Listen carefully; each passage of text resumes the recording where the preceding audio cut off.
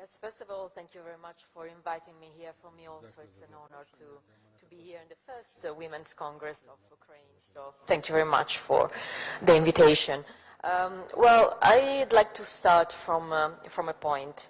The Convention of Istanbul, then we can talk also about how could be the implementation of the Convention. Why is it so important, the Convention of Istanbul? It's important because before the Convention there was not a legally binding instrument for the states to address the phenomenon of violence in its forms on women and girls that belong to the female gender. So the Convention is clear about the strategies to be adopted, summarized in the 3P. The first is prevention, the second is protection, and the third is punishment, to achieve a single great goal, that is to eliminate all forms of violence and all forms of abuse in gender relations. Violence against women cannot be combated efficiently without reliable data. I think that Mr. Rodzenko's speech was an example of how statistics are really important in order to understand the problem and to try to solve, to find a solution of domestic violence. Article 11 of the Istanbul Convention therefore calls on state parties to collect disaggregated, relevant and statistical data on all the forms of violence covered by Convention. So, as a member of the Council of Europe, it's with great pleasure to say that on December 3rd, 2014, I was appointed rapporteur of the motion Systematic Collection of Data on Violence Against Women. So I will talk about this issue because I really think it's a big, we need to focus about statistics.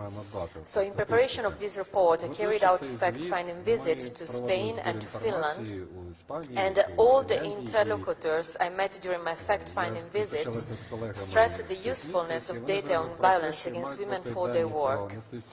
So on 7th March 2016, the motion was approved unanimously by the Standing Committee of the Councils of Europe Assembly. So data collection is not just a technical issue.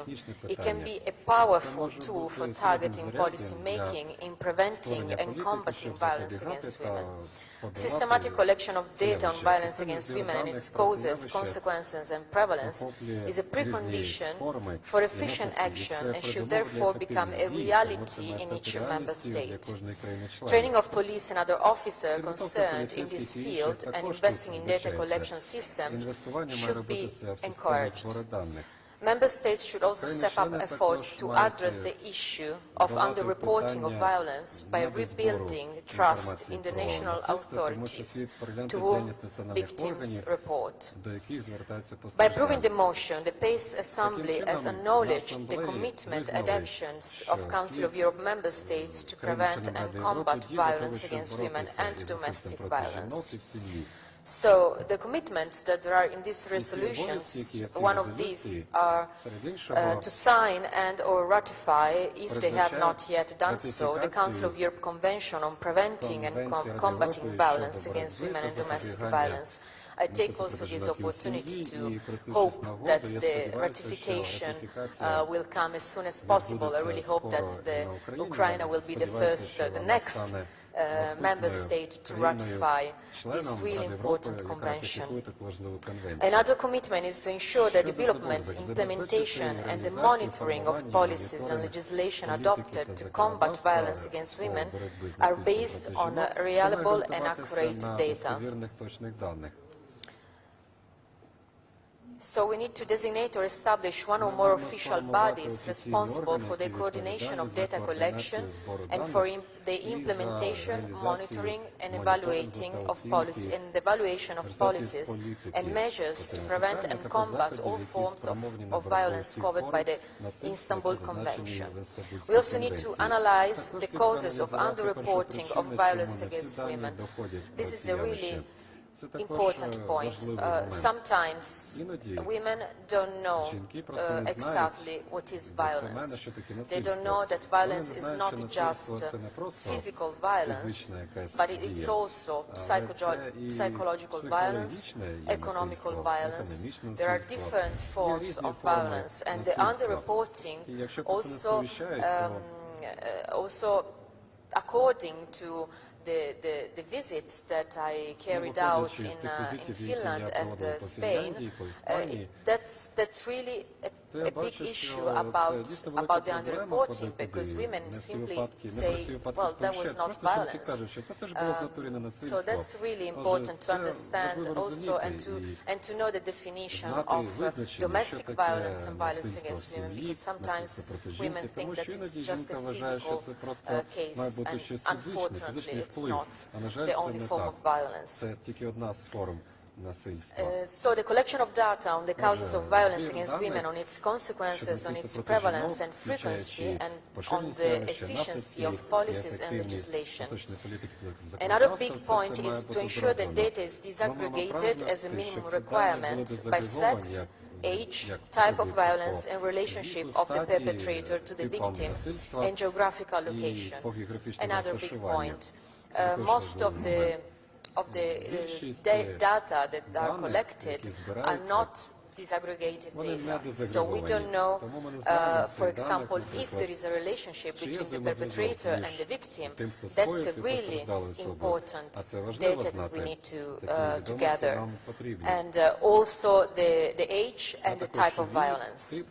So ensure that data collection is part of all national plans aimed at combating violence against women, and allocate sufficient funding to this end. Also the funding is really difficult. It's a struggle to find some funds in order to be able to go on with this statistical data. Require that every national police, justice, health or social institution to collect data and set up standardized forms for data collection by the police and the justice, health and social services to allow comparability among similar institutions, and encourage electronic data collecting and processing. Provide specific training to all professionals on basic rules of data collection. Also the training for professionals. In the professionals we talk also about the police and the justice. Sometimes, unfortunately, the police don't know exactly when is violence or when is not violence, and sometimes they just don't think that there is, when they have a victim, they are in front of a domestic violence case, sometimes don't know. So it's really crucial to have also a good training, most of all for professionals, but in specific, for police and the justice.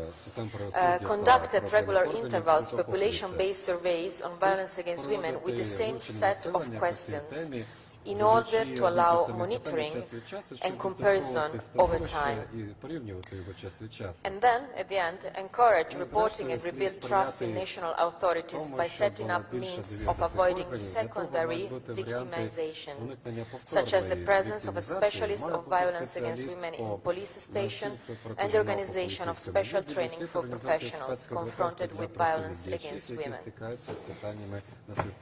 So, I'd like also to point out the important role of civil society in combating violence against women, and the importance of coordinated action and stronger cooperation between the public institution in charge of data collection and the non-governmental organizations, the so-called NGOs, working with women victims of violence.